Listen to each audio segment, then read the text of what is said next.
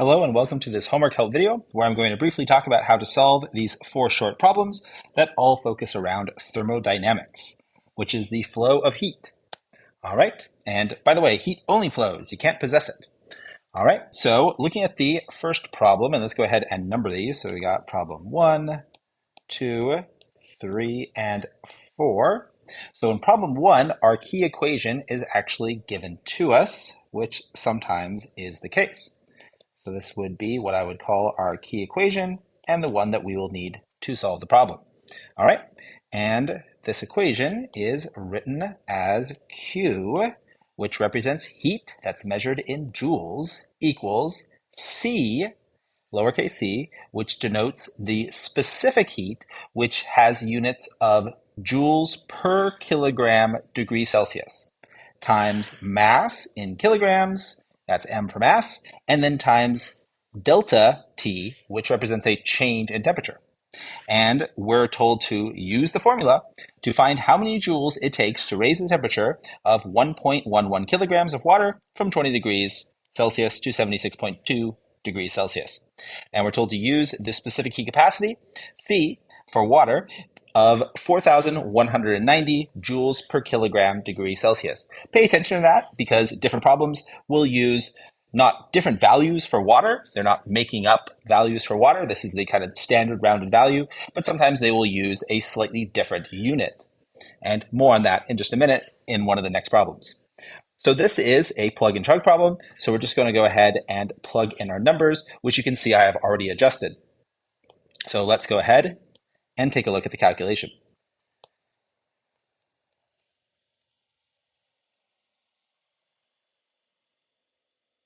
All right, let me undo that. There we go. So then our calculation is going to be solving for Q. And you can tell that that is what you asked for right there. We're going to go ahead and enter our 4,190 joules per kilogram degree Celsius, okay? Multiplied by 1.11 kilograms. No conversion necessary. Had we been given a quantity in grams, we would have to convert to kilograms. If you were told, for example, it was 40 grams, that would be 0.040 kilograms. All right, this what we have here is 1,110 grams, okay? And then finally, our delta T. Now, the way to write a change is the final temperature minus the initial. That's F for final and I for initial. So what that's going to be in this case, which I'll show on the next line by carrying over the values from the first one. All right, put that decimal in the correct place. Well, it's going to be 76.2 minus 20. All right, so let's go ahead and plug that over here in Desmos to get our number. All right, and we are all set to go as soon as we get this entered. So 4,190 times 1.11 times, open parenthesis, 76.2 minus 20, close parenthesis. All right, and it will auto close it for us. And there we have a value of 261,380. We want to round that to 2 or 3 significant figures. I would do 2 because there are only 2 significant figures over here in the 20 degrees Celsius, as well as in the original values in the online homework system. All right, so let's go ahead and do that. We'll just, if we round to 2, then we're going to get 260,000. And you could go ahead and write it like this. You could just write 260,000 for 260,000, and that would be joules. Alternatively, you could write it in scientific notation, which would be 2.60 times 10 to the 5th joules. Both are acceptable. All right, so let's move on to problem 2. So problem 2 is also about heat flow, but they don't give us the equation. We're going to have to figure out what that equation is and interpret some of the information. Okay, so we are given a mass for a steel nail, okay? So this is going to be the object that gains the heat. So it's going to be the object that experiences the change in temperature. And indeed, it's change in temperature that we're going to solve for. So we're going to be using basically the same equation, but not exclusively, okay? And that's going to be what I'm going to call our M value. So that's going to be our M. We are going to want to convert that from grams to kilograms. So we're going to need a conversion from grams to kilograms. okay? Because you always need to convert to the base unit. The base unit of mass is the kilogram. All right. We're also given the length of the nail. Now, why the length of the nail? Not you might think it's because we're going to do something with the volume of the nail, maybe even the density. That's not the case here. It's actually because we're going to calculate work. Because since heat is measured in joules, it is energy, right? It is the energy of temperature change. It's thermal energy in transition, and work is force times distance. And you will see later on that we are given a force. And the key idea there is that since we are given a force and a distance, that's going to be our work calculation right there. Okay, so there's our force, there's our distance. All right, so I'm going to go ahead and call this D for distance, F for force, and like with the grams, we're going to have to convert from the centimeters to the base unit of the meter. Can't leave it in centimeters. Okay, so the idea here is a energy equivalence. All right, so sorry about always having to readjust the screen. There we go. So having our energy equivalence would look something like this. All right. So the key idea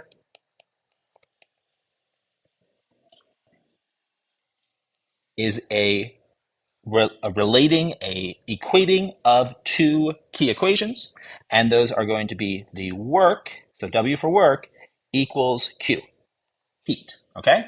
Because they're both energies, just different ways of accounting for energy.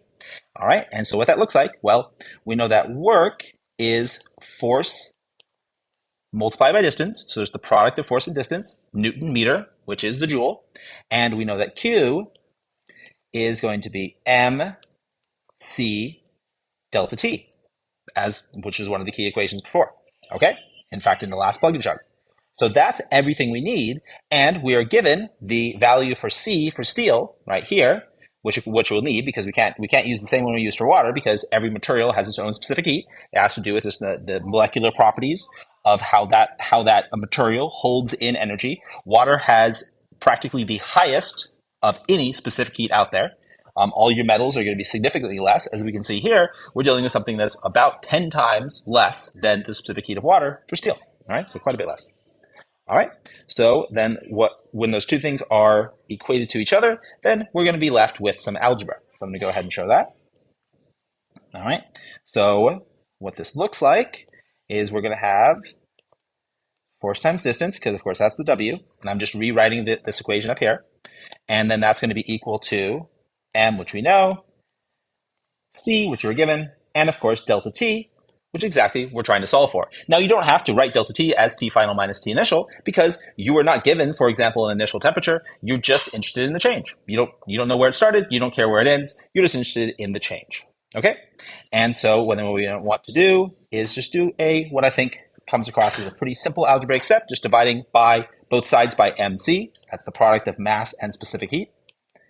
And of course, that will cancel everything out on the right-hand side. And if we rewrite this to read from left to right with our delta T right there, the thing we want, then you can see that all we're going to have to do is plug in all the values right here.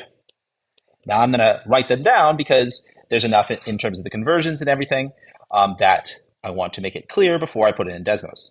So the force that I decided on was 290 newtons. So put that right in there. So 290 newtons. And the distance was 5.5 centimeters, but as I said before, that's going to have to be in meters. So that's 0.055 meters because there are 100 centimeters per meter. Then our mass is 7.1 grams. Okay, well, there's 1,000 grams, right? So it's not the same conversion rate, but there's 1,000 grams per kilogram. So it'll be 0.0071 for our mass, right, in the base unit of the kilogram. Okay, you can't leave it in grams. The gram is not the base unit of mass. All right, and then we'll use our value given, which is all given in base units graciously, so we don't have to worry about that. 450, and that's just going to be joules per kilogram degree Celsius. And if you follow all the units and think about what cancels out, you will see that all that's going to be left is going to be the degree Celsius, because since it is in the denominator of the denominator, it's practically speaking in the numerator, and your Newton meter is going to cancel with your joule, your kilograms will cancel, and you're just left with the units of temperature. All right. So let's go ahead and plug that all in, and then we'll just put it in the box for our answer. And we'll be done with problem number 2. All right, so let's get this, 290 multiplied by 0.055, and then we'll take this whole expression. I'm going to go ahead and put it in parentheses so I can have it look the same way I wrote it. All right, and then sometimes just to be extra picky, I'll go back and then delete the parentheses, but you don't need to, right? They're just redundant. And then in the denominator, I'll put 0.071. That's our 7.1 grams. That was the right value. Good. Yep. Make sure I didn't switch anything up. And then multiply by our specific heat for our steel, 450. All right. So we're going to have a temperature change about 1/2 degree. All right, which we wouldn't expect a big amount.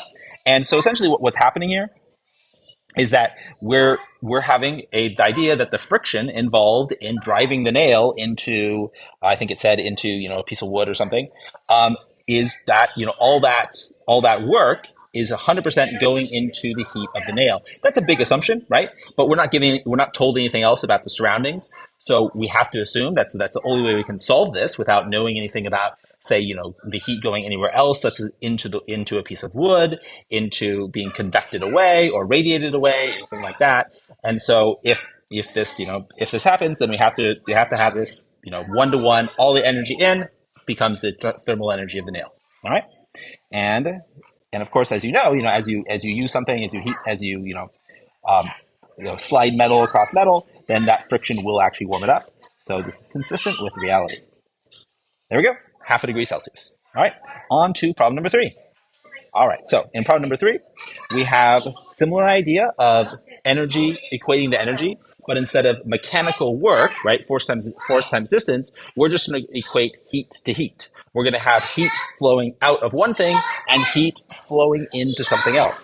And there's still, an energy equating, but no idea of, no given force, no given distance. So in a sense, it's simpler, but it does take, I think, a little bit more to think about. The problem, I think, it requires more interpretation, a word problem like this. It is a very common type of thermodynamic problem. This is what's kind of called a typical calorimeter problem, because it's, about mixing something hot with something cold and seeing what happens. Okay, so we're going to have nails. They're the hot thing, and they're going to get submerged in cold water. And then we're going to see what is the final temperature of the mixture. Because when you mix two things together at different temperatures, then they will reach what's called thermal equilibrium. And when they do, everything is going to be the same temperature, as the name implies, thermal equilibrium. And then you can solve for that final temperature. Okay, kind of a cool idea. All right, so let's go ahead and write down that is the idea here. So this is mixing and leading to thermal equilibrium.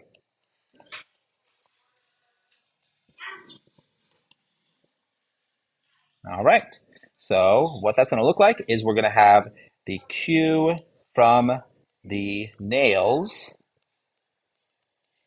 equaling the Q of the water, okay? And the heat flows out of the nails and it flows into the water. But since energy can't be created or destroyed, right, then the energy that comes out of the nails, the only place it can go is into the water, so they must be equal to each other.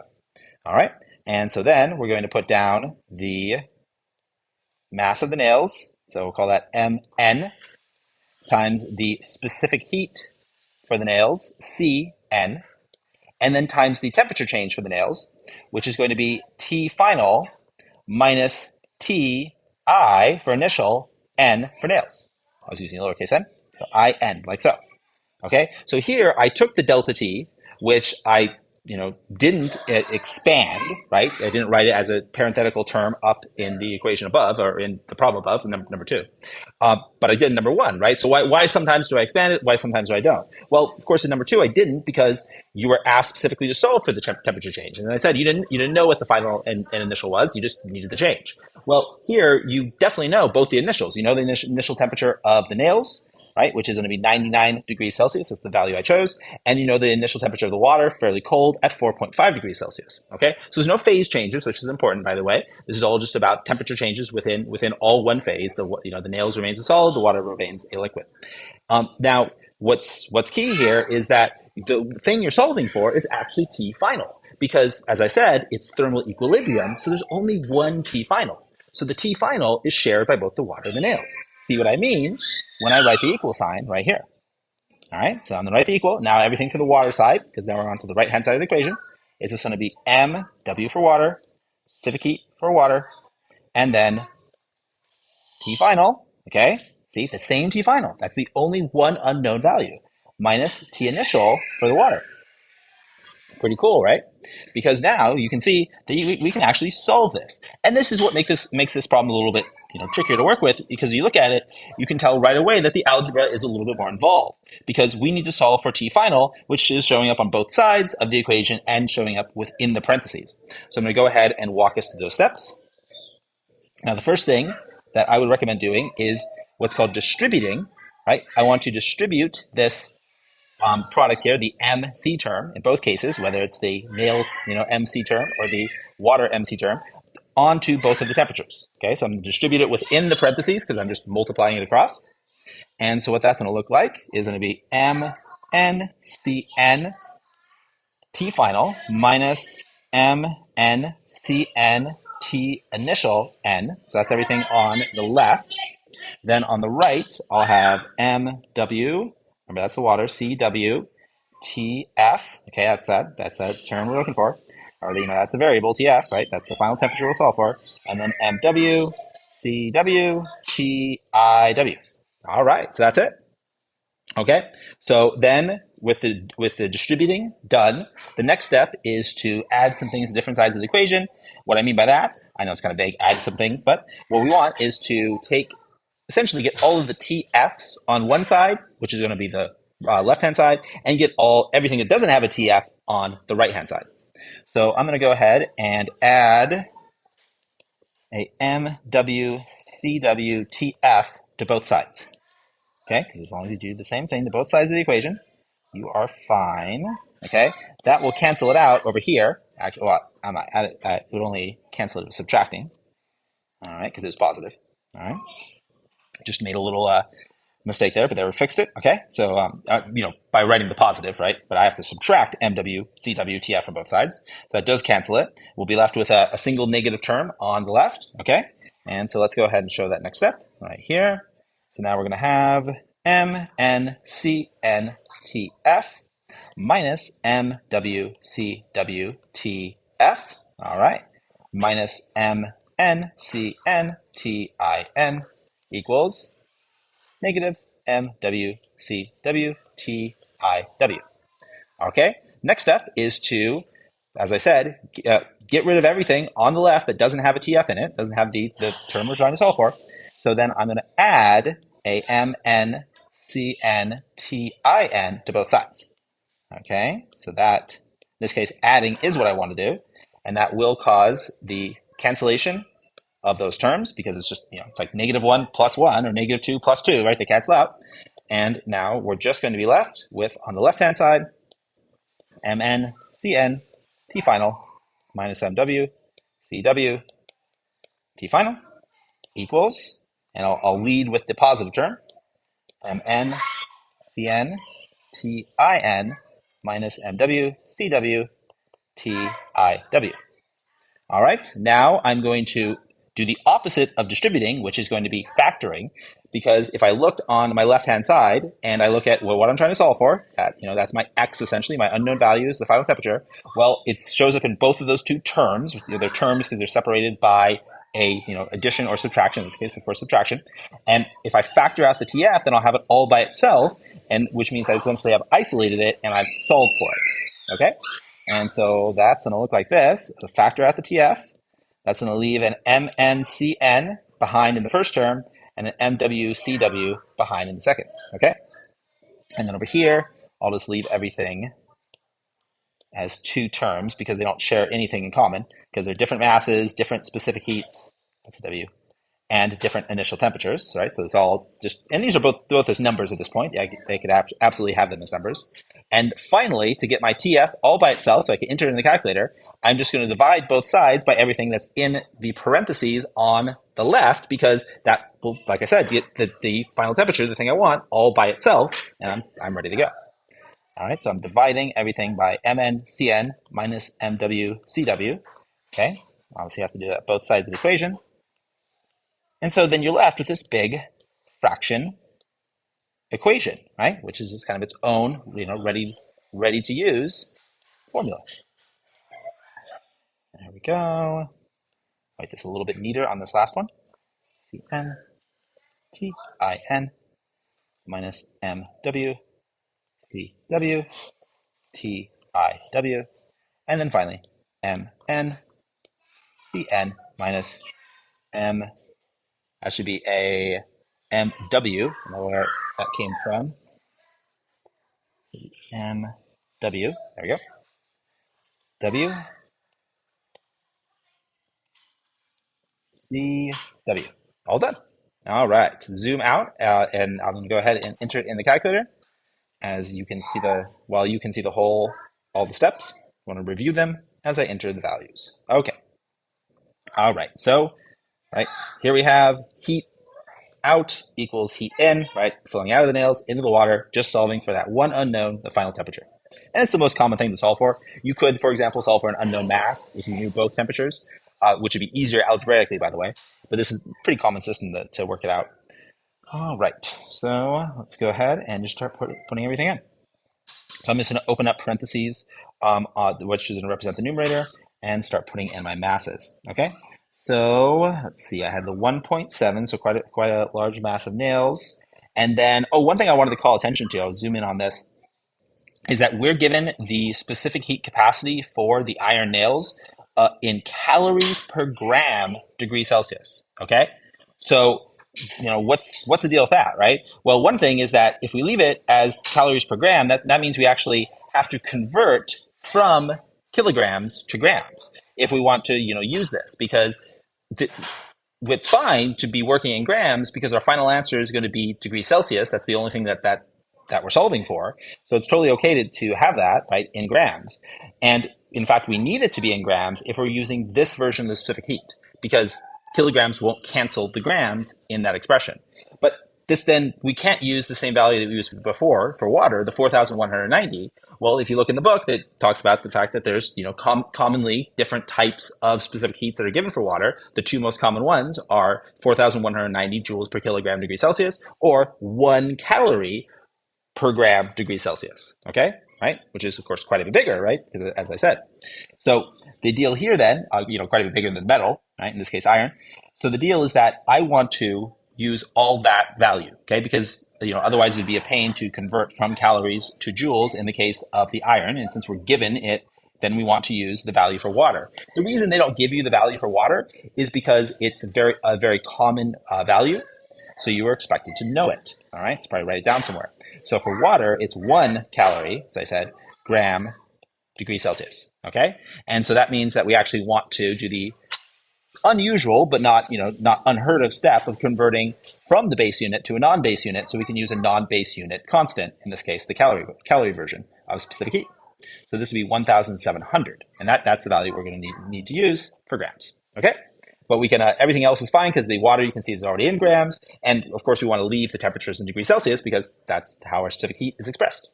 Okay, all right, and of course I didn't label this, but this is the one for water, right, which you weren't given, and this is the one for the iron nails, which you are given. So that means I need to change this over to 1,700, and then now we're really good to plug everything in. All right, so 1,700 times 0.12, all right, and then times our initial temperature, which is pretty hot, 99, looks good, all right, and minus the water, so 850, good, yep, in grams, just like we want it, and then 1, all right, and then times the initial temperature of the water, 4.5, very good, all right, and then we'll take all of that and divide by the 1,700, again in grams, times the 1.2, and then minus the mass of the water, 850, and then times 1.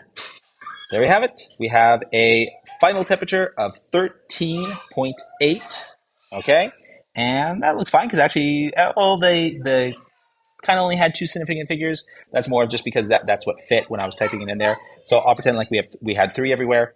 And so then our final temperature is going to be 13.8 degrees Celsius, which makes a lot of sense because the water is able to essentially hold on to heat a lot better than anything else. And so it doesn't heat up as much as the nails cool, right?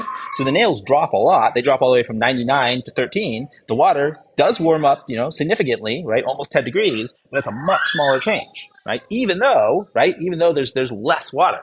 So it just goes to show that water takes a lot of energy to both cool and heat. Okay?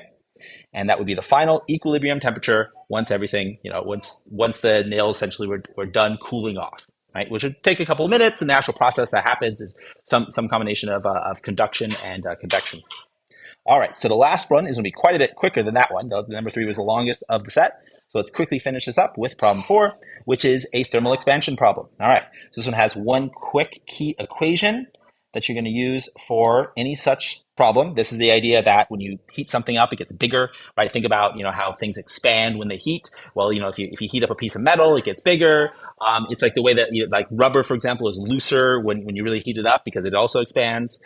So the idea here is we have a bridge that's going to be expanding. And what does that look like? Well, the change in length due to temperature change is expressed as the thermal coefficient, okay, which is represented by the Greek letter alpha, which has units of just per degree Celsius, all right? So it doesn't have anything in the numerator, it's just the rate at which it changes per degree, okay? So that's alpha times the original length, so we'll call that L naught, right? That's for like the original, the 0, 1, all right? And you can put an initial there as well, but it's often put a 0, and like an I for initial, and then the temperature change, delta T, right? So that's your key equation, and we actually just plug it in. So it basically reads like a plug and chug problem because we're given alpha for steel, which is, and these are always very small values because metal doesn't heat up a lot per single degree. In this case, it's 11 times 10 to the negative 6, per degree Celsius. So if you think of that as that's like it. If you have something that's 1 meter long, then it'd be if you heated it up 1 degree Celsius, it would now be 11 millionths of a meter longer than it began, right? Per single degree, which is not a lot at all, right? Those are micrometers, or called microns, but it would be a tiny little change. Okay, heat it up, more than 100 degrees, and it would be a bigger value. In this case, we have 21 degrees of change, which would be like going from cold to very hot. All right, or some combination. That's pretty substantial change. All right, so delta L. Let's write our values down. Just make sure they all make sense. So this is our given value, 11 times 10 to the negative 6. And since I made a big deal about paying attention to the units and everything, I'll write it like this. Is this in the base units we want? Well, absolutely, because it's we have a temperature change in Celsius, and our constant, our thermal coefficient, as I called it. Okay, so this is what's a material-specific constant, just like the specific heat was different for different metals, and the metals are different from water. Likewise, these values, these thermal coefficients, are different for, say, wood than they are for steel, and they're different for concrete than they are for glass, and so on. So this is the thermal coefficient. There we go. Okay, and then that's the sum of B multiplied, and again, it's in the correct units, and it will always be given to you in the correct units. And let's make sure our length is in base units. It's actually not, and so if we left it in kilometers, which is 1,000 meters, then our delta L would also be in kilometers. So I'm actually going to convert that over 2 meters, and I'll write it as 1,300 meters, so that our delta L is in meters, which is the way you'd want to do it as well. Okay, so then this is just going to be 21 degrees Celsius. No need to convert there, but here's our 1,300 meters.